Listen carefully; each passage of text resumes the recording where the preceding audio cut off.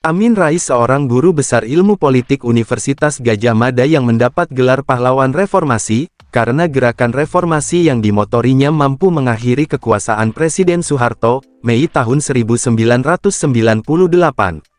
Sulit dipungkiri, ketika itu, rakyat Indonesia yang kontra kepemimpinan Presiden Soeharto sangat mengagumi Amin Rais.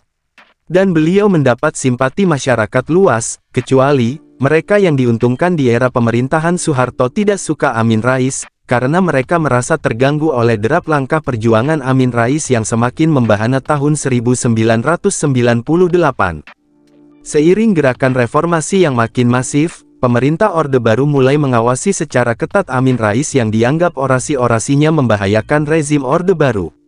Sejatinya, Amin Rais pun ketika itu sadar, bahwa dirinya sangat terancam nyawanya, hebatnya beliau tidak memperdulikan keselamatan dirinya, dan tidak mengendurkan semangat juangnya. Pasca tumbangnya Orde Baru Mei tahun 1998, roda pemerintahan dikendalikan orang-orang yang punya semangat reformasi, dan berkomitmen mengawal jalannya reformasi yang steril dari pengaruh rezim sebelumnya. Di era reformasi, Amin Rais dalam kapasitasnya sebagai Ketua MPR, berhasil mendudukan Abdurrahman Wahid atau Gus Dur sebagai Presiden dan sekaligus memakjulkannya tanggal 23 Juli tahun 2001 melalui Sidang Istimewa MPR.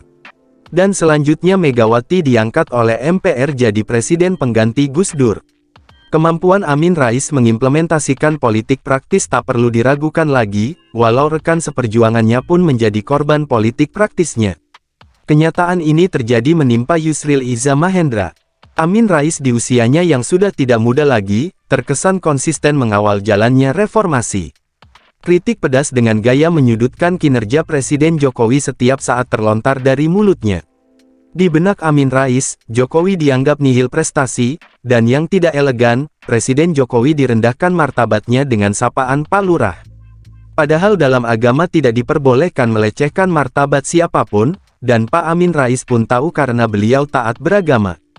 Kritik Amin Rais yang sering kali kebablasan, dan diliputi sentimen pribadi terhadap Jokowi, telah menimbulkan reaksi keras di masyarakat yang semakin cerdas.